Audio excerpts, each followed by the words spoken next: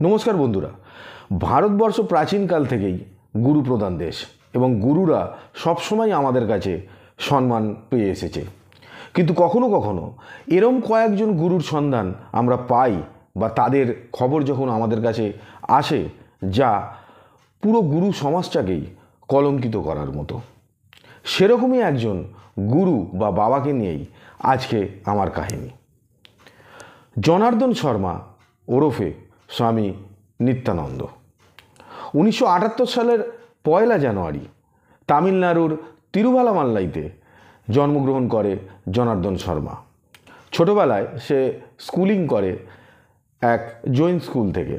তারপরে 1992 থেকে 1995 এই সময়টায় সে রাজাগোপাল পলিটেকনিকে পড়াশোনা করে।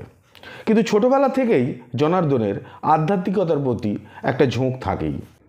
এরপর জনার্দনের যখন 22 বছর বয়স হয় তখন সে নতুন নাম স্বামী নিত্যানন্দ রূপে সমাজের সামনে আত্মপ্রকাশ করে এবং এরপর থেকেই তার জনপ্রিয়তা ক্রমেই চরমে উঠতে থাকে।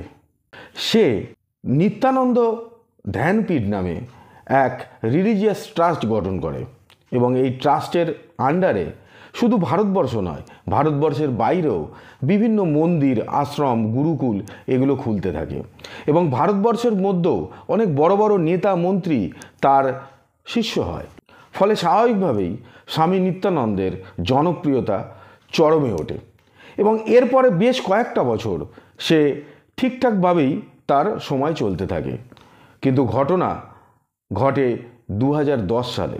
2010-এ এসে প্রথম একটা ভিডিও ভাইরাল হয় যার থেকে স্বামী নিত্যানন্দের আসল চেহারা সামনে আসে।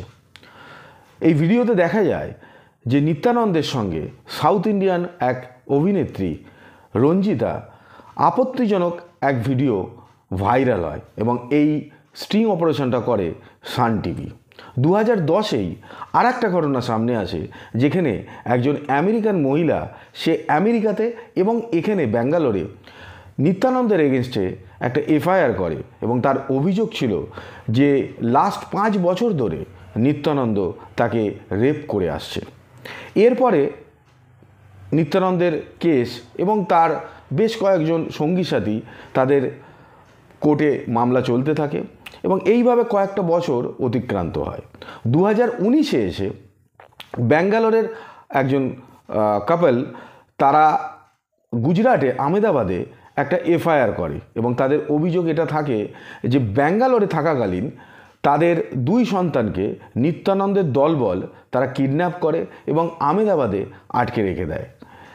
এই অভিযোগ পাওয়ার পর কোর্ট নড়ে চড়ে বসে এবং নিত্যানন্দকে গ্রেপ্তার করার আদেশ দেয়। কিন্তু এরই মধ্যে নিত্যানন্দ 20 নভেম্বর 2019-এ দেশ ছেড়ে পালায়। এরপরে নিত্যানন্দের আর কোনো খোঁজ খবর পাওয়া যায় না বেশ কিছুদিন। তারপরে ভারতেরই এক্সটার্নাল অ্যাফেয়ার মিনিস্ট্রি থেকে এটা জানানো হয় যে নিত্যানন্দ ত্রিনিদাদ অ্যান্ড টোবাগোতে চলে গেছে। 2019-এ এরপরে নিত্যানন্দের সেইভাবে আরও কোনো খোঁজখবর পাওয়া যায় না। কিন্তু 2020-তে এসে নিত্যানন্দ আত্মপ্রকাশ করে এবং সে ঘোষণা করে যে সে ইকুয়েডরের, আপনারা জানেন সাউথ আমেরিকার একটা দেশ ইকুয়েডর, সেখানে সে একটা দ্বীপ কিনে নিয়েছে এবং এই দ্বীপ কিনে সে ঘোষণা করেছে যে এটাই তার দেশ, যার নাম সে দিয়েছে the United states of Kailasa. এবং এই কৈলাসায় সে সারা পৃথিবীর যত হিন্দু আছে তাদেরকে আমন্ত্রণ জানায় এখানে এসে থাকার জন্য এবং সে এটাকে একটা হিন্দু রাষ্ট্র গঠন করবে। সেই মতোই সে নতুন পাসপোর্ট ইস্যু করা শুরু করে, নতুন মুদ্রা ব্যবস্থা চালু করার কথা বলে এবং রিজার্ভ ব্যাঙ্কও তৈরি করার কথা বলে এবং সে এটাও ঘোষণা করে যে এখানে এসে যারা এই দেশের নাগরিকত্ব নেবে তাদের থাকা, খাওয়া, পড়াশোনা, কর্মসংস্থান সব কিছুই করবে নিত্যানন্দ।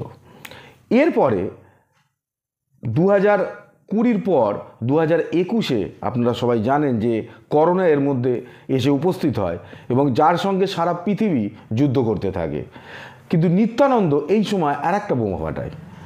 সে বলে যে যদি ভারতবর্ষ তাকে যোগ্য সম্মান দিয়ে ভারতে ফিরিয়ে নেয় এবং তার সেখানে থাকার ব্যবস্থা করে এবং যদি ভারতবর্ষের যে সমস্ত শক্তিপীঠ আছে সেখানে যদি তীর্থযাত্রা করা যায় তাহলে করোনাও সে শেষ করে দেবে। এর আগেও যখন নিত্যানন্দ স্বামী নিত্যানন্দ হিসেবে জনপ্রিয়তা অর্জন করে তখনও তার সম্বন্ধে এটা ভীষণভাবে রটে যে সে অনেক রকম মিরাকল করতে পারে, সে অনেক অদ্ভুত ঘটনা ঘটাতে পারে যা একজন সাধুর পক্ষেই করা সম্ভব, সাধারণ মানুষের পক্ষে করা সম্ভব নয়। সেই মতো 2021-এ এসে সে করোনাকেও শেষ করে দেওয়ার কথা বলে। এরপর 2022-এ সে আবার একটা বোমা ফাটায়। সেটা হচ্ছে যে সে, আপনারা জানেন যে শ্রীলঙ্কা সেই সময় ভীষণ অর্থনৈতিক অবস্থা খারাপ হয়ে যায়, ফলে প্রেসিডেন্টকে পালিয়ে যেতে হয়। সেই সময় সে নতুন যে প্রেসিডেন্ট হয় শ্রীলঙ্কার মিস্টার বিক্রমসিঙ্ঘে, তার কাছে নিত্যানন্দ প্রতিনিধি পাঠায় যে যদি শ্রীলঙ্কা নিত্যানন্দকে শ্রীলঙ্কায় থাকার অনুমতি দেয় তাহলে সে মেডিকেল ইকুইপমেন্ট এবং মেডিসিনে একটা বিরাট পরিমাণ অর্থ শ্রীলঙ্কায় ইনভেস্ট করবে, কিন্তু শ্রীলঙ্কাও তাতে রাজি হয় না। এরপরে বেশ কিছুদিন আগে আপনারা জানেন যে রাশিয়া এবং ইউক্রেন যুদ্ধ, যা প্রায় 1.5 বছর হয়ে গেছে চলছে, এখনও চলছে, কবে শেষ হবে কেউ জানে না। এই সময় যখন ইউএনএসসিতে একটা বৈঠক চলে, UNSC United nation security council, যেখানে বৈঠক চলাকালীন দেখা যায় যে এই দ্য ইউনাইটেড স্টেটস অফ কৈলাসেরও একজন প্রতিনিধি সেখানে আছে এবং সেই নিয়ে প্রচণ্ড বিতর্ক তৈরি হয়। তার কারণ সারা পৃথিবীতে দেশ হিসেবে 193টা দেশ স্বীকৃতি পায়, এর মধ্যে কিন্তু এই দ্য ইউনাইটেড স্টেটস অফ কৈলাসার নেই, কারণ এখন অবধিও তাকে ইউএনএসসি তাকে দেশ হিসেবে স্বীকৃতি দেয়নি। তারপরেও কিভাবে কৈলাসের প্রতিনিধি ইউএনএসসিতে মিটিংয়ে থাকার সুযোগ পায় সেটা নিয়ে প্রচুর পরিমাণে বিতর্ক হয়, যদিও তারপরে বিতর্ক থেমে যায় এবং এখন অবধিও 2023-এর শেষ বা 2024 শুরু হয়ে গেছে, এই সময় এসে এখন অবধিও নিত্যানন্দ চুপ করে আছে। নতুন কি বোমা ফাটায় সেটার জন্য আমরা ওয়েট করছি। যদি আপনাদের কাছে নিত্যানন্দ সম্বন্ধেও কোনো খবর থাকে তাহলে আমাকে কমেন্ট করে জানাবেন, তাহলে আমিও আপডেট হতে পারবো। এটাই ছিল আজকে নিত্যানন্দের কাহিনী। এই ভিডিও যদি ভালো লেগে থাকে তাহলে লাইক করবেন, সাবস্ক্রাইব করবেন, আর যদি চান আমার ভিডিও সবার আগে আপনার কাছে পৌঁছে যাক তাহলে বেল আইকন প্রেস করতে ভুলবেন না। দেখা হচ্ছে পরের ভিডিওতে নতুন কাহিনীর সঙ্গে। আজকের মতো বিদায় নিচ্ছি, নমস্কার।